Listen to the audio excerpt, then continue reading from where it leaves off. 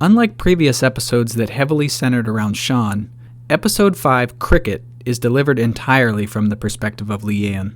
And boy, oh boy, does it shake things up. It kicks off with Leanne getting paid in the very friendly, sliding an envelope of cash under the door method. Her $900 a month now seems criminally low considering she's no longer nannying just a doll. Sean asks Leanne to check on Dorothy, and we find her in a trance-like state for the first time since episode 2. She quickly snaps out of it, then begins to confide in Leanne about Sean's strange behavior. It turns out Sean's a dick so often that him being nice seems strange. I found it interesting when Dorothy mentions, Sean's not nice to anyone, it's not in him. Leanne tries to be reassuring by saying she doesn't think Sean's having an affair, but this backfires, and Dorothy gets upset, saying that idea was the furthest thing from her mind until now. Leanne takes Jericho for a walk, and we spot our old pal Roscoe, spying on her from a vehicle. When she returns home, the front door is partially open, which freaks her out. She hears sounds from the basement, but it turns out to just be Toby, who's dropped off a box of crickets and is doing a few hours of prep work. Anyone ever eaten crickets? I have to admit I'm a little intrigued.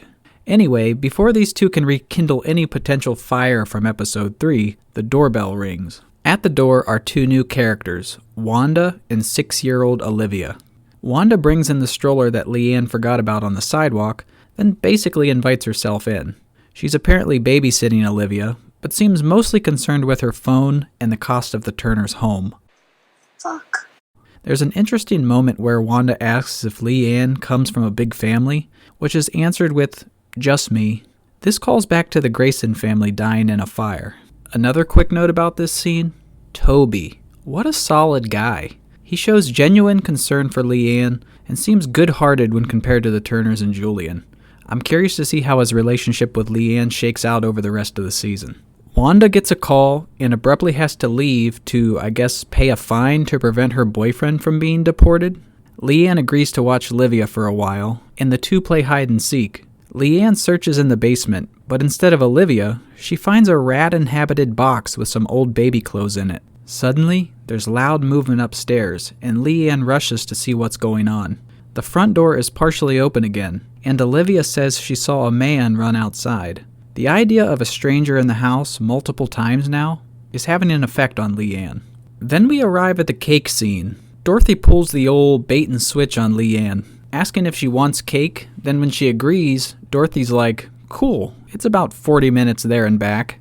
We soon learn it was just a fool's errand so that Sean and Dorothy could have some alone time for lovemaking. We hear Dorothy moaning, but was she definitely with Sean?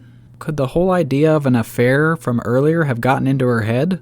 Plus, didn't we learn in previous episodes that the Turners no longer have sex? Leanne is upset that Dorothy lied to her. She writes Dorothy's name beside a passage in the Bible and prays fiercely at her bedside. The next morning, Dorothy wakes with a cold sore, something she's never dealt with before. This seems to suggest that Leanne has the power to conjure up punishments for the Turners. Leanne goes out to visit Wanda, but quickly learns she was lied to. She returns home to find Roscoe is once again creeping around upstairs. What exactly is this guy trying to accomplish anyway? Leanne barely has any belongings to search through. Also, you're supposed to be a PI, but you can't cover your tracks enough to even close the door behind you? You don't reset the security code in case someone comes home while you're there? Maybe he should just stick with human resources. Leanne washes the yellow baby outfit from the basement and attempts to dress Jericho in it. Sean sees this and freaks out. He rips it away and begins questioning where Leanne found it. Could this be the outfit Jericho was wearing the night he died? Julian is putting a soup label on a can of dog food, and when Sean seems bothered by the idea of stooping to practical jokes, Julian says that's not enough. If it were up to him, he'd shut off the heat in Leanne's room. Sean appears to feel bad about treating Leanne this way. More on this later. Despite how Sean might feel, Leanne still writes his name by a passage from the Bible, and the next day, Sean has a gnarly splinter in his neck. Another example of her power of punishment. We soon learn that the dog food practical joke came to fruition, which seems to push Leanne to the brink. Wanda and Olivia come back over, and here we get a glimpse of the Leanne that can be cold, calculating, and menacing. She knows that Olivia has allergy problems, but gives her lobster ice cream knowing full well what it could do. Seems she wanted to put Wanda into a panic to help extract the truth from her. Ultimately, Leanne gets the info she wants and learns that Julian paid Wanda to ask questions and encourage Leanne to leave. I really liked Julian earlier in the season, but now he seems too cruel to not have something he's hiding. The signs are pointing to him either being involved in Jericho's death or the cover-up of Jericho's death. Then we arrive at the scene where Sean asks Leanne for help with taste testing the cricket recipe. He appears to trust her ability to give feedback on how things taste. He's being quite nice to her, but Sean's never nice, according to Dorothy. Why does he seem to be growing more protective and fond of Leanne? Of course, we can't leave without discussing the big reveal. We see that the cricket Leanne had put under a glass earlier is very much dead. Leanne begins to perform self-flagellation on herself. This is a very old, extreme practice in religion, and seldom used by any modern groups today. What the hell kind of family did she grow up in? Was her taping the heater closed another form of self-punishment? As she's whipping herself, the camera pans back, revealing the once dead cricket to be alive again. Holy shit. Does this mean she could have actually brought Jericho back to life? Man, did I love this episode. Where we first saw Leanne as the threat, this episode made us feel like the threat was instead surrounding her.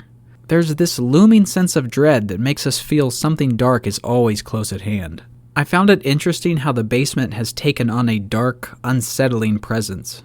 Could this be the place where something terrible happened to Jericho? Leanne is growing more and more protective of Jericho with every episode, making me start to believe that something awful happened to this child that was indeed no accident. In my opinion, this has been the strongest episode of the series, and I am so excited for more. I'll give this episode an A. It's hard to cover everything in these videos, so leave us a comment and let us know if we missed anything. What did you think of the episode? What was the symbolism of the crickets all about? Let us know below. Thanks for watching, and see you in the next video.